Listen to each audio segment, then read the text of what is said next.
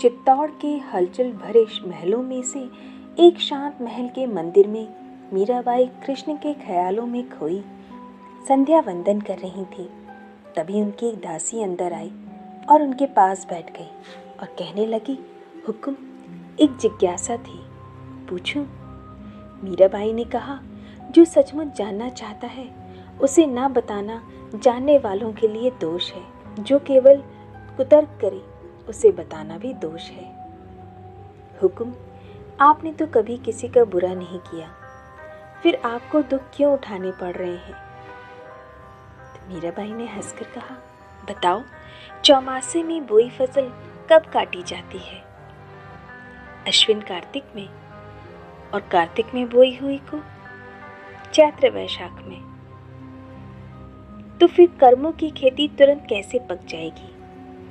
वैसे ही इस जन्म का कर्मफल अगले जन्म में मिलेगा, पर कोई कोई प्रबल कर्म अवश्य तुरंत फलदायी होते हैं। किंतु हुक्म, अगले जन्म तक तो किसी को याद ही नहीं रहता।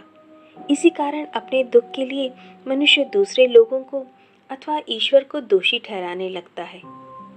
हाथों हाथ कर्मफल मिल जाए तो शिक्षा भी मिल जाए और मनमुटाव भी कम हो जाए। यदि हाथों हाथ कर्मफल मिल जाए तो उसे प्रायश्चित करने का अवसर कब मिलेगा? भगवान के विधान में सजा नहीं सुधार है।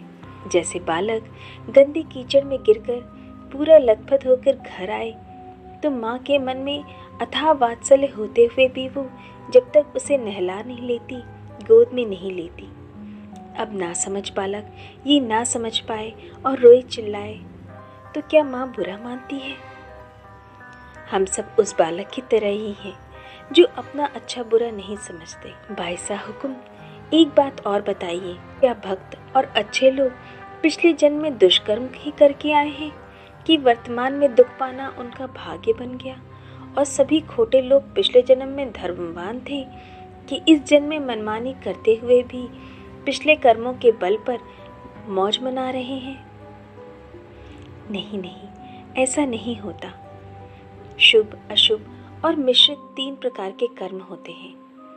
जैसे पापी केवल पाप ही नहीं, कभी कभी अनजाने में पुण्य भी करते हैं, उसी तरह पुण्यात्मा द्वारा भी कोई न कोई अनजाने में अपराध हो ही जाता है।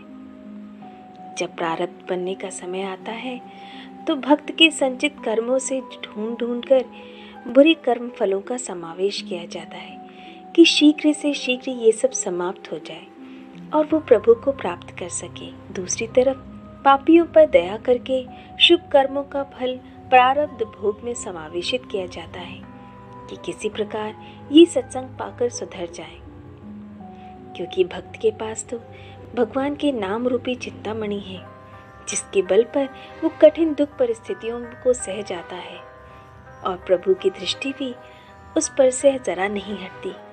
यही कारण है कि भक्तजन दुखी और दुर्जन सुखी दिखाई देते हैं।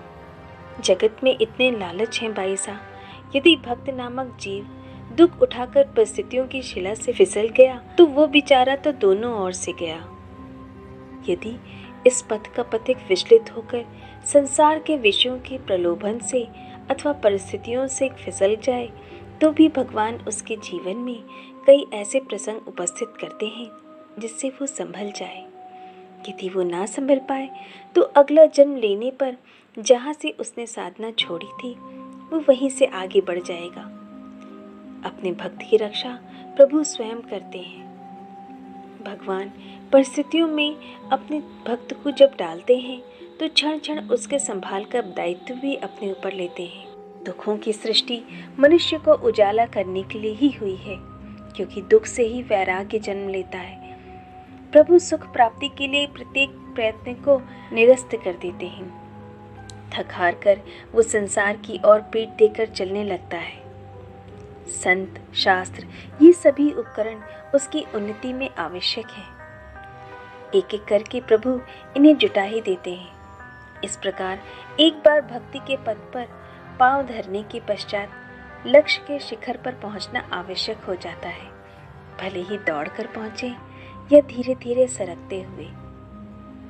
जिसने एक बार ये सच्चे मन से जान लिया कि ईश्वर कौन है या मैं कौन हूँ, उसका नाम भक्त की सूची में लिख गया। अब वो दूसरी ओर जाने के लिए चाहे भी तो कितना प्रयत्न कर ले, वो सफल नहीं हो पाएगा। जो कर्मफल प्रारब्ध बनेंगे वो उसे लक्ष्य की ओर आगे कर देंगे। जैसे स्वर्णकार स्वर्ण को जब तक खोट ना निकल जाए तब तक बार बार भट्टी में पिघलाकर ठंडा करता है और कूट पीट कर उसे नाना रत्नों से सजाकर सुंदर आभूषण तैयार करता है, उसी प्रकार प्रभु भी जीव को तपा तपा कर अपनी ओर ले आते हैं।